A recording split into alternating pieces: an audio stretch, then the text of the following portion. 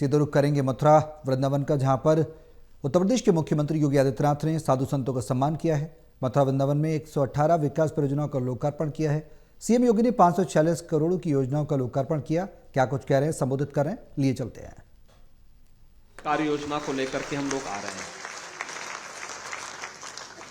हमारा ब्रज क्षेत्र फिर से द्वापर की स्मृतियों को ताजा करेगा।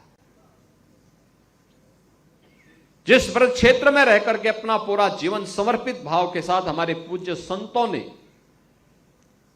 श्री कृष्ण की भक्ति के लिए, श्री राधा जी की भक्ति के लिए, इन पावन तीर्थों के संरक्षण के लिए अपने आप को समर्पित किया है, उन भावनाओं को सम्मान करने के लिए सरकार आज प्रतिबद्धता के साथ कार्य कर रही है। बहनों और भाइयों, इसके लिए लगातार प्रयास हो रहे हैं। आपने देखा होगा, एक एक करके वे फिर से जिसके बारे में लोग कहते थे नहीं हो सकता है, आज उस असंभव को संभव बनाया गया है। कोई सोचता था आज से 14-10 वर्ष पहले, 8 वर्ष पहले कोई ये मानता था कि काशी में काशी विश्वनाथ धाम इतना भव्य बन पाएगा? कोई सोचता था? कोई सोचता भी नहीं था। लेकिन आज आप जाइए काशी में काशी विश्वनाथ धाम में, जहां पर आज से 10 वर्ष पहले 50 श्रद्धालु एक साथ दर्शन नहीं कर पाता था बाबा विश्वनाथ के धाम में, आज एक साथ 50,000 श्रद्धालु भी आ जाएगा तब भी वहां दर्शन कर लेगा। और महाकुंभ के दौरान इस सावन मास में 8 से 10 लाख श्रद्धालु प्रतिदिन वहां दर्शन किया है। 8 से 10 लाख श्रद्धालु। आज से 5 वर्ष पहले, 6 वर्ष पहले कोई ये मानता था कि अयोध्या में इतना विकास हो जाएगा? श्री राम मंदिर निर्माण के बारे में लोग कहते थे, रे ये सब केवल एक जुमला है। जिन लोगों ने जीवन भर जुमला ही पढ़ा है उनको ये भी संकल्प जुमला लगता था। लेकिन बहनों और भाइयों, आज आप देख रहे होंगे अयोध्या धाम में श्री राम जन्मभूमि पर भव्य मंदिर बन चुका है। रामलला फिर से विराजमान हो गए हैं। अयोध्या त्रेता युग के स्मरण करा रही है।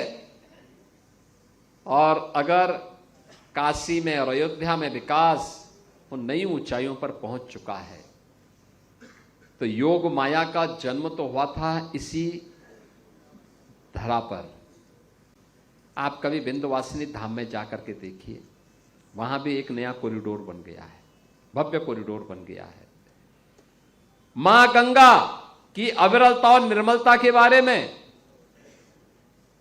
चौधरी लक्ष्मी नारायण जी भी यहां बता रहे थे। पहले लोग कहते थे कि गंगा जी का जल, आज से 10 वर्ष पहले लोग कहते थे कि गंगा का जल आचमन तो दूर, स्नान लायक भी नहीं। ठीक बोल रहे थे, ऐसे लोग बोलते थे। लेकिन आज प्रधानमंत्री मोदी जी के विजन के कारण, उनके नेतृत्व में नमामि गंगे परियोजना के माध्यम से गंगा जी अविरल भी है, निर्मल भी है। और महाकुंभ प्रयागराज ने साबित करके दिखा दिया है। लगभग 67 करोड़ श्रद्धालुओं की वहां उपस्थिति इस बात का साक्षी है कि जो भी आया संगम में पावन आस्था की डुबकी लगा करके महाकुंभ की सफलता को नई ऊंचाई पर पहुंचाया।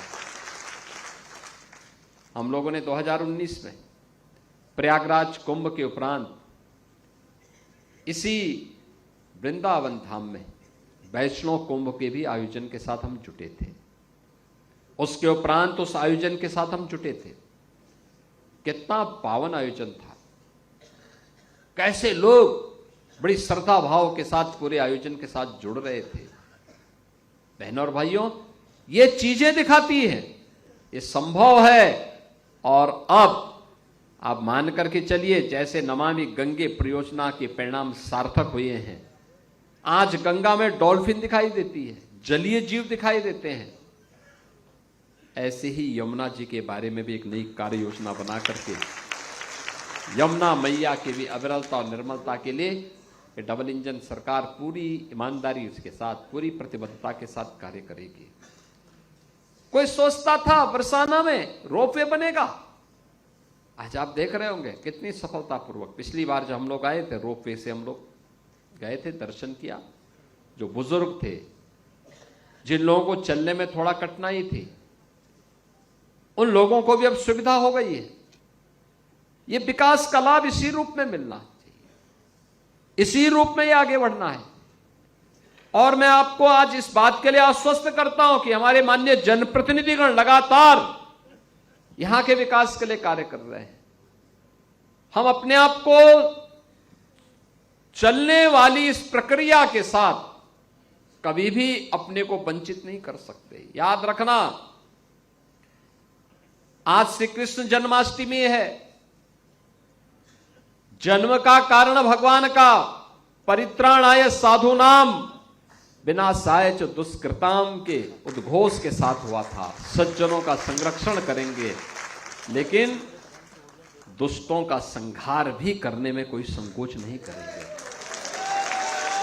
यह उद्घोष भगवान के जन्म का कारण बना था, और जन्म के लिए उन्होंने अकेले भारत ही होगा जहां कुरुक्षेत्र में युद्ध हो रहा हो और धर्म का उपदेश दिया जा रहा हो।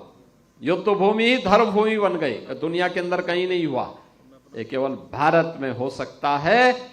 और श्री कृष्ण जैसे अवतार जब इस धराधाम में साक्षात आकर के अपनी कृपा बरसा रहे हो, तो उनके द्वारा कर्मणे वाधिकारस्ते मां फलेषु कदाचन,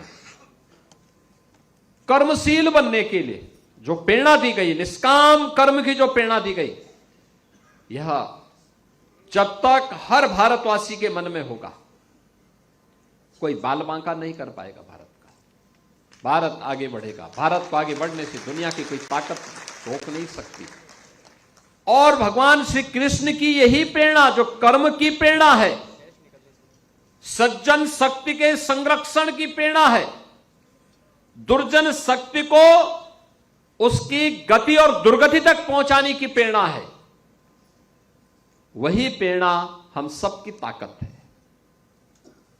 कल आपने देखा होगा, भारत ने अपनी आजादी के 78 वर्ष पूर्ण किए। लाल किले की प्राचीर से प्रधानमंत्री मोदी जी ने देशवासियों के सामने कुछ नए संकल्प रखे। आजादी के अमृत महोत्सव के कार्यक्रम के अवसर पर भी प्रधानमंत्री मोदी जी ने देशवासियों के सामने कुछ बातें कही थी। उन्होंने तब भी कहा था कि हमारे सामने संकल्प होना चाहिए कि जब देश अपनी स्वतंत्रता का शताब्दी महोत्सव मना रहा होगा, तब हमें भारत को कहां ले जाना है, कैसा भारत चाहिए, कैसा भारत होना चाहिए। उस भारत के लिए ये केवल सरकार की जिम्मेदारी है क्या? सरकार, जब समाज आगे होगा, सरकार पीछे होगी। विकास बुलेट ट्रेन की स्पीड से भागता है, और हमें विकास को उसी दिशा में आगे बढ़ाना है।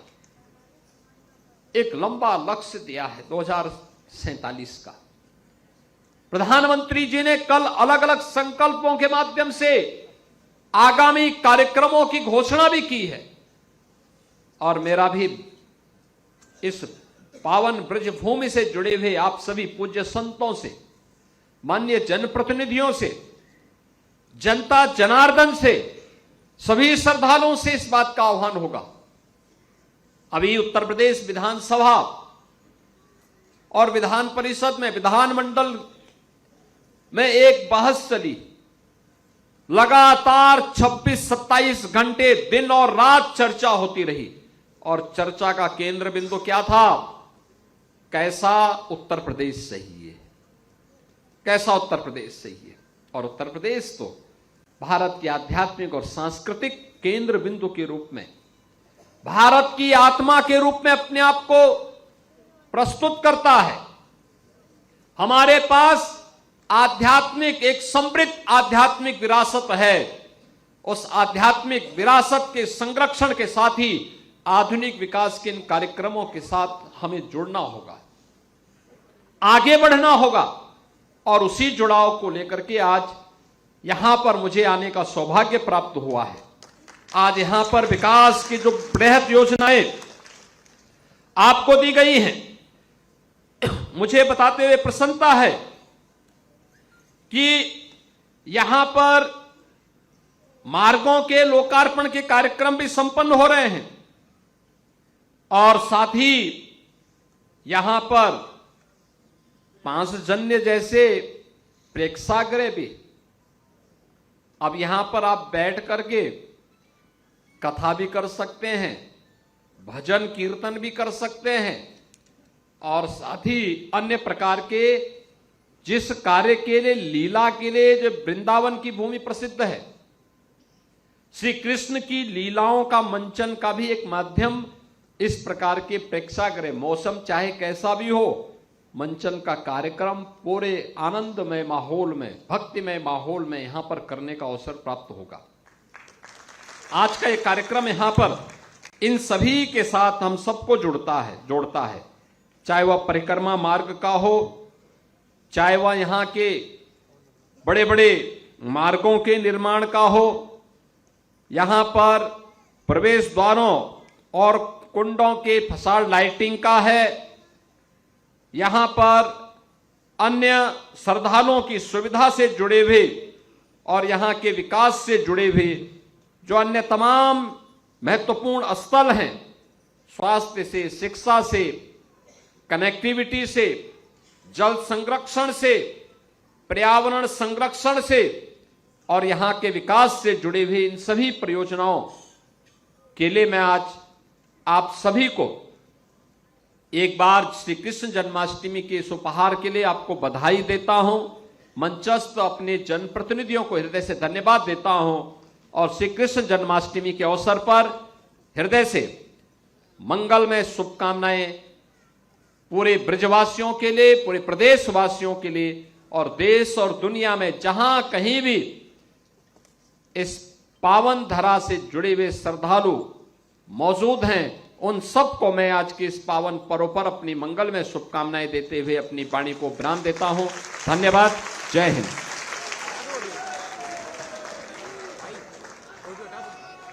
बहुत बहुत धन्यवाद। माननीय मुख्यमंत्री जी, आपके सुभाषित वचनों के लिए पूरे मथुरा वृंदावन की ओर से हम सब आपका